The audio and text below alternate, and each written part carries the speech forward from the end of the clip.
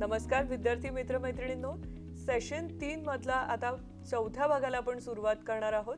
सर्वांचं मनापासून स्वागत आहे. यापूर्वी कृतीच्या सौंदर्यावर चर्चा करायला आपण सुरुवात केलेली आहे.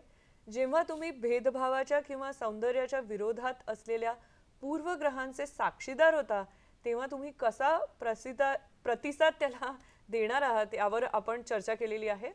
त्यानंतर त्या सत्राच्या शेवटी तुम्ही म्हणालात की एक प्रश्न होता, त्याच्यावरती तुम्हाला चर्चा करायला सांगितलेलं होतं की तुम्ही तुमचे शब्द आणि कृतीच्या सौंदर्यात सातत्य ठेवण्यासाठी तुम्हाला कोणत्या मापदंडांचे पालन करायला आवडेल.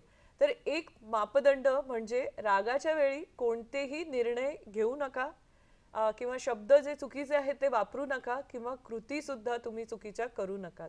मग कमी बोला, जास्त ऐका, कारण तेव्हा तुम्ही कमी बोलता आणि जास्त ऐकता तेव्हा अर्थातच तुम्हाला परिस्थिती अधिक चांगल्या प्रकारे समजते. आणि अशी शक्यता आहे की आपण जे काही विचार केले असतील ते प्रत्यक्षात ती परिस्थिती आणि दृष्टिकोन काहीतरी वेगळाच होता, काहीतरी भिन्न होतं. कमी बोलणं म्हणजे शांत राहणं. शांत राहिलात की ती परिस्थिती सखोलपणे आपल्याला समजण्यासाठी मदत होते. हे असं वाटतं मला की हे खरं आहे. अगदी बरोबर. आणखीन एक अतिशय महत्त्वाचा मापदंड म्हणजे व्यक्ती किंवा परिस्थितीविषयी पुरेशी माहिती नसताना ठाम मत बनवणे. Judging a person or place. आपण एखाद्या व्यक्तीला भेटतो आणि त्या क्षणी ती व्यक्ती कशी वागली असेल त्यावरून आपण आपले मत बनवून टाकत असतो. वेल की ती व्यक्ती उदाहरणार्थ शिष्ट आहे किंवा कदाचित ती व्यक्ती तशी नसेल आणि ती जागा तशी नसेल म्हणून तसे करू नये. तसं पाहायला गेलं तर सौंदर्य किंवा शब्द यांचा जो क्रम आहे त्या आपण आपल्या दैनंदिन जीवनात त्याचा आपल्याला सराव करावा लागेल, तेव्हा आपला स्वभाव तसा बनेल. याची काळजी घेतली पाहिजे आपण. आपले शब्द हे सुंदर असावे, तितकीच सुंदर आपली कृती देखील असायला हवी. खरंच आहे, खरंच आहे. खूप सुंदर पद्धतीने तुम्ही तुमचं मत मांडलेलं आहे. तुम्हाला आठवत असेल आपण आपल्या शालेय जीवनामध्ये मापदंड पाठ करून घेतो. आठवतंय तुम्हाला की वजन असेल, मीटर असेल, सेंटीमीटर, ग्राम, किलोग्राम. तर सौंदर्याबाबत जे मापदंड आहेत ते सुद्धा आपण लिहून घ्यावेत असं मला वाटतं आहे. मगाचा एक मापदंड झाला आणि परागजींनी पण आणखीन एक सांगितलेलं आहे. ही एक चांगली प्रॅक्टिस आहे की आपण आपले घर कसे सजवत असतो बरं, विचार करतो, मग आपण काही वस्तू घेऊन येतो, त्यानंतर एक सुंदर विचार जर तुमच्या घरातही दिसत असेल तर यामुळे तुमच्या मनात आणि वातावरणामध्ये देखील एक वेगळ्या प्रकारचे सौंदर्य निर्माण होत असते. खरंच खरंच. तर हा मापदंड म्हणजे हा एक निकष आहे जो आपल्याला मोजमाप करण्यामध्ये सहाय्यभूत ठरतो.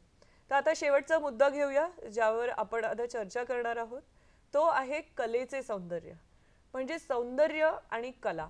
तर लोकांचा प्रचलित जागतिक दृष्टिकोन बहुतांशी वैज्ञानिक पद्धती किंवा भौतिक विचारांकडे झुकलेला असतो. याला पर्याय म्हणजे जगाकडे एक परिपूर्णता या दृष्टीने आपण बघायला पाहिजे, जिथे सौंदर्य भौतिक आणि सामाजिक जीवनाचा एक अविभाज्य घटक असेल.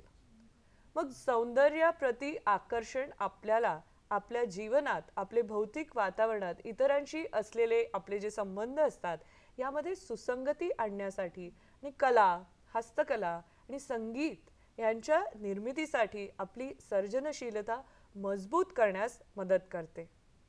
त्यामुळे या गोष्टी निर्माण करता येतील, जोपासता येतील असे एक सुंदर वातावरण निर्माण करण्याची खरोखरच गरज आहे. आता सौंदर्याचा अधिक सखोल अनुभव घेण्यासाठी आपण काही कलात्मक कृती सुद्धा करू शकतो, ज्यामध्ये आपण सर्वच जण सहभागी होऊ शकतो. मात्र हे करताना आपण अतिशय निवडक असणं गरजेचं आहे.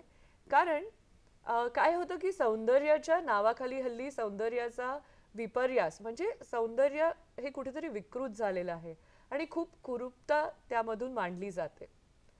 इंटरनेटने सर्व प्रकारच्या कला, अक्षरशः कला, संगीत, ग्राफिक्स, चित्रकला, छायाचित्रण आणि मग अशा कितीतरी प्रकारच्या कला आपल्या हाताच्या अक्षरशः आता बोटावरती आलेल्या आहेत. पण आपण मोकळेपणाने आकर्षित होऊन त्या सर्वांमध्ये रमायला हवं का, हा एक प्रश्न आहे. ते जे काही खरं आहे ते प्रतिबिंबित करत आहेत की नाही, किंवा निर्धारित करण्यासाठी आपल्याला काही चाचणीची आवश्यकता आहे. आणि आपण त्यांना स्वीकारू शकतो का ह्या सगळ्या गोष्टींना, ह्याच्यावर विचार करणं गरजेचं आहे. आपण त्यांना अंगीकारू शकतो का? खऱ्या सौंदर्याची कसोटी हीच आहे की ती आपल्या उच्च स्वभावाला, आपल्या आध्यात्मिक बाजूला, आपल्या कुलीनतेला उभारी देते. म्हणजे आपल्या निम्न स्वभावाला, जो एक खालचा पशुवधी स्वभाव असतो, आपल्या पशुवधी प्रवृत्तींना चिथावणी देत नाही. मग ही परीक्षा आहे. सूर या शब्दावर चिंतन करूया. जरी भौतिक असले तरी स्पंदने आहेत, लहरी आहेत. सूर भौतिक असले तरी आध्यात्मिकतेशी निगडित असतात, त्यामुळे त्यांचा मोठा परिणाम होतो. कदाचित आपण असा विचार कधीच केला नसेल. आपल्याला हे फक्त आवाज आहेत असं वाटत राहतं, पण त्याचा संबंध अध्यात्माशी आहे. त्यामुळे त्याचा आपल्यावर परिणाम होतो. एका विशिष्ट प्रकारच्या माधुर्यामुळे आत्मा प्रसन्न होतो. आणखी मग दुसरा प्रकार असेल तर तो आपल्याला दुःखी करतो. मग तुम्ही काही गाणी ऐकता, तुम्हाला वाईट वाटतं. दुसरं एखादा आपल्याला कृती करण्यासाठी उत्तेजित करतं, आपण भारावून जातो. गाणी गायल्याने माणुसकीच्या जगात अनिमेष आणि आनंद येईल. ऐकणारा आनंदी होईल आणि त्यांच्या सखोल भावनांना एक प्रकारचा छान उजाळा मिळेल. या निवेदनाच्या या शेवटच्या वाक्याचा विचार करा, जो आपल्याला सांगतो आहे आणि त्याच्यामध्ये असं म्हटलं आहे, त्याच्याकडे लक्ष द्या. लक्ष द्या, सावधगिरी बाळगा. संगीत हे आध्यात्मिक आनंदासाठी असते, औचित्य आणि प्रतिष्ठेच्या मर्यादा ओलांडण्यासाठी नाही. म्हणून त्याला उन्माद आणि चित्तभ्रमाचे साधन बनवू नका. म्हणून कुठल्याही प्रकारची कला, कुठल्याही प्रकारचं संगीत आपण स्वीकारू शकत नाही. त्याचा माझा वैयक्तिकरित्या काय परिणाम होतो ते आपण बघू शकतो. त्यामुळे माझी आध्यात्मिक उन्नती होते का, हा प्रश्न आपण विचारायला पाहिजे.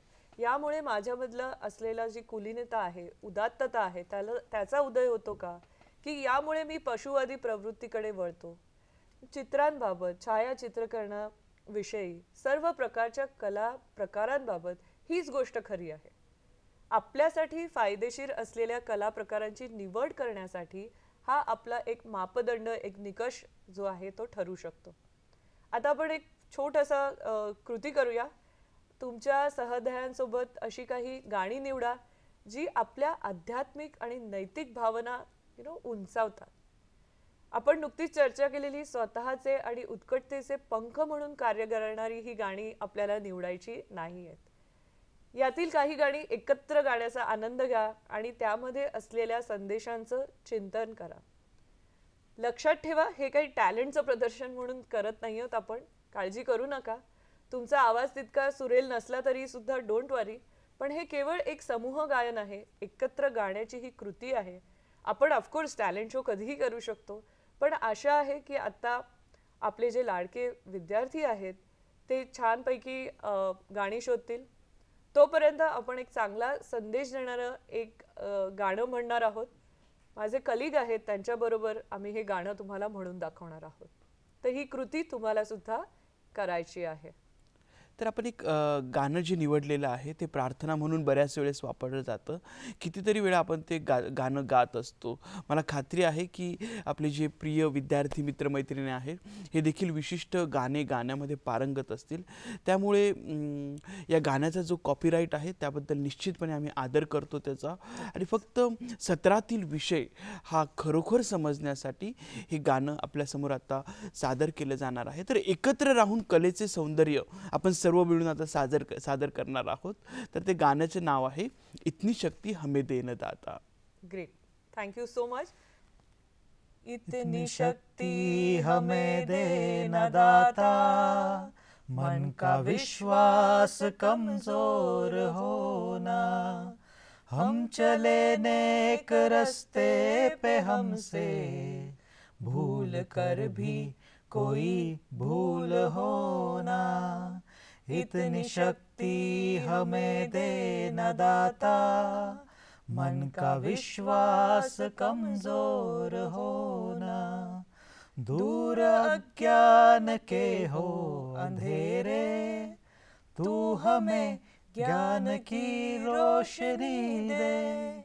हर बुराई से बच के रहे हम, जितनी भी दे भली जिंदगी दे, बैर होना किसी का किसी से, भावना मन में बदले की होना, हम चले नेक रास्ते से हमसे, भूल कर भी कोई भूल होना, इतनी शक्ति हमें देना दाता, मन का विश्वास कमजोर होना.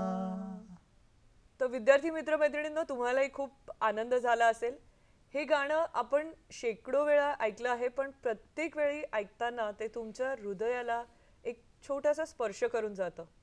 तुम्हाला असं अध्यात्माने उंचावलेलं वाटतं की आता मी सुचवते की प्रिय विद्यार्थ्यांनी या मॉड्यूलच्या थीमच्या सौंदर्याशी संबंधित एक किंवा अधिक गाणं शोधण्याचा आणि म्हणण्याचा प्रयत्न करावा. तुम्ही एकत्र हे गाणी म्हणू शकता. गाणी शोधा आणि जर तुम्ही काही वाद्य वाजवू शकत असाल तर वा, खूपच छान.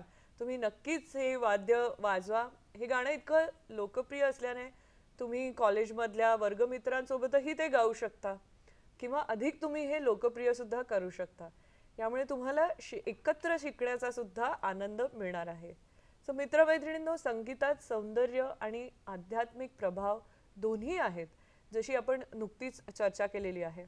उदाहरणार्थ, प्रेरणादायी व्याख्यान देण्यापूर्वी संगीत वाजवले तर ते व्याख्यान अधिक परिणामकारक ठरते. कदाचित आपल्या व्याख्यानांमध्येही आपण ह्याचा विचार करायला हवा.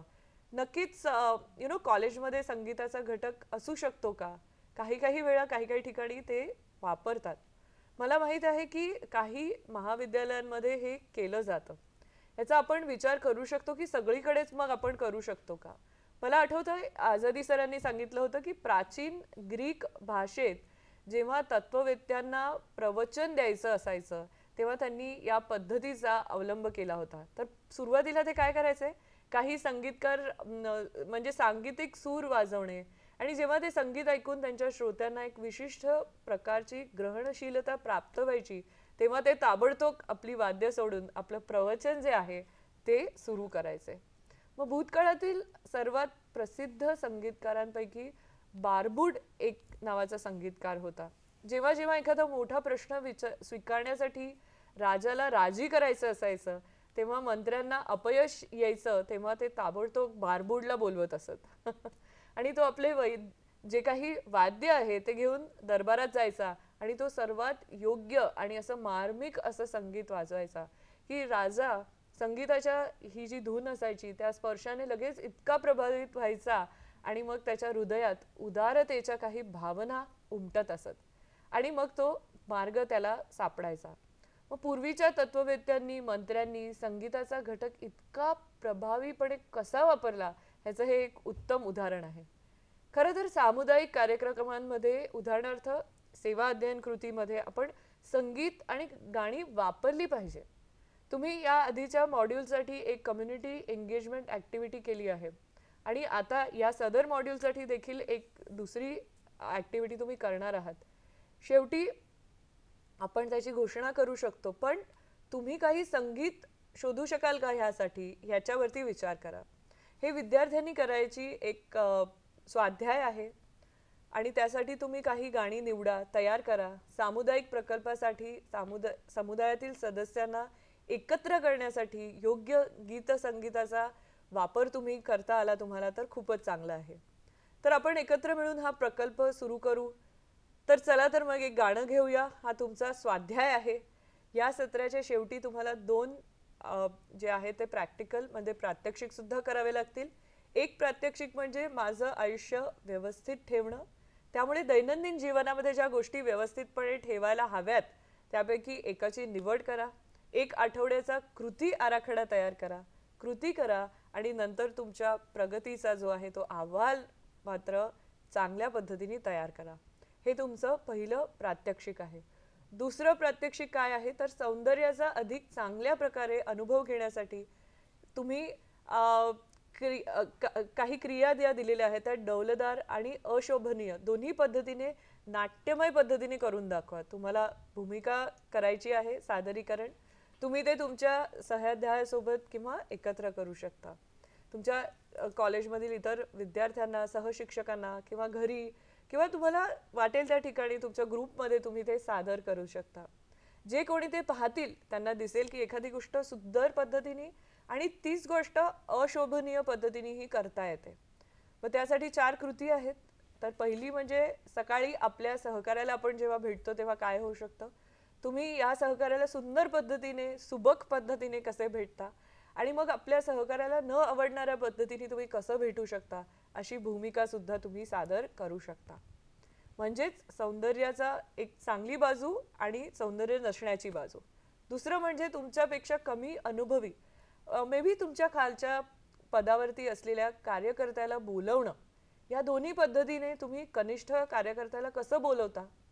सो मला असं वाटतं की हे आपल्याला खरोखरच चकित करेल की अरे, कधी कधी मी अशा अशोभनीय पद्धतीने करतो, बोलावतो, जी चुकीचं आहे. मग तिसरं म्हणजे आजारी असलेल्या आणि स्वतःची काळजी घेण्यास असमर्थ असलेल्या वृद्ध व्यक्तीला अन्न वाढणं. तुम्ही ते कसं कराल. मग सुबक, अशोभनीय, अप्रसन्न की चांगल्या पद्धतीने, हे दोन्ही तुम्हाला दाखवायचं आहे. आणि चौथा म्हणजे गोंगाट करणाऱ्या जमावाला शांत करणे. त्यांना शांत करण्यासाठी तुम्ही त्यांच्याही पेक्षा जास्त आरडाओरडा करणार आहात की तुम्ही कुठल्या तरी वेगळ्या पद्धतीचा वापर करणार आहात. ओके. सो याच बरोबर आपण या सुंदर मॉड्यूलच्या पहिल्या घटकाचा शेवट करत आहोत. हे एक प्रास्ताविक युनिट होतं, म्हणजे जिथे तुमची सौंदर्याप्रती आकर्षणाची ओळख झालेली आहे. इथे आपण सौंदर्याचा अर्थ स्पष्ट केला. आपल्यातील एक नैतिक शक्ती म्हणून सौंदर्याकडे आकर्षित होण्याची संकल्पना काय आहे ही आपण स्पष्ट करून घेतली. मग आपण भौतिक किंवा अभौतिक सौंदर्य म्हणजे काय याची वैशिष्ट्ये ओळखण्याचा आणि त्यावर चर्चा करण्याचा प्रयत्न केलेला आहे. आपल्या सर्वांमध्ये बरीच चर्चा झालेली आहे, पण बऱ्याच गोष्टी एकत्र मिळून केलेल्या आहेत. आपण केवळ काही संकल्पनांचीच नव्हे तर सौंदर्याकडे पाहण्याची आपली अभिवृत्ती देखील इथे वृद्धिंगत करण्याचा प्रयत्न केलेला आहे. आपल्या मित्रमैत्रिणींबरोबरच्या आणि कॉलेजमधल्या नात्यांमध्ये आणि स्वतःचे वैयक्तिक आयुष्य अधिक त्यामध्ये सौंदर्य आणण्यासाठी आपण काही कौशल्यही शिकलेला आहात. अर्थातच कॉलेजमधल्या आपल्या दैनंदिन अनुभवात सौंदर्य आणण्यासाठी तुम्ही काही चांगल्या व्यावहारिक सूचनाही घेऊन आलेला आहात. त्यामुळे आपल्या संस्थेतील आपल्या मित्रांबरोबर सामायिक करण्यासाठी आपल्याकडे बरेच काही आहे. सौंदर्य या विषयावर तुम्ही छान चर्चा करू शकता. तर आता आपण या सत्राच्या शेवटी आलेलो आहोत. आपण कलेच्या सौंदर्याबद्दल सुद्धा चर्चा केली, एकत्र गाण्याचा सुद्धा आनंद घेतला. आपल्या जीवनात सौंदर्य वाढवण्यासाठी आपण कोणत्या मापदंडांचे पालन केले पाहिजे याबद्दल सुद्धा आपण चर्चा केली. मग या मापदंडांमध्ये किंवा यार्डस्टिक ज्याला म्हणतो त्यामध्ये व्यक्ती किंवा परिस्थितीचा न्याय करू नये, डोंट बी जजमेंटल असं आपण म्हटलं. आणि शब्दांचे सौंदर्य, कृतीचे सौंदर्य हा आपला दुसरा स्वभाव बनला पाहिजे ह्याची खात्री करणं आवश्यक आहे, यावरही आपण चर्चा केली. म्हणून आपण म्हणालो की जसे शालेय जीवनात आपण वजन आणि मोजमापांची मानके लक्षात ठेवतो, हे मापदंड लक्षात ठेवतो, जसे की सेंटीमीटर, इंच, यार्ड आणि अनेक दुसरी मापदंड, तसेच सौंदर्याचे मापदंड सुद्धा आपण लिहून ठेवले पाहिजेत. मी सर्व विद्यार्थ्यांना विनंती करते की कृपया सौंदर्याच्या मापदंडांचा एक छान सुंदरसा माइंड मॅप तुम्ही तयार करा आणि ते तुमच्या खोलीत किंवा तुमच्यासाठी आणि इतरांसाठी उपयुक्त वाटेल तिथे ते प्रदर्शित करा. पुन्हा भेटूया या सुंदर कोर्सच्या पुढील सत्रात. सर्वांचे खूप खूप आभार.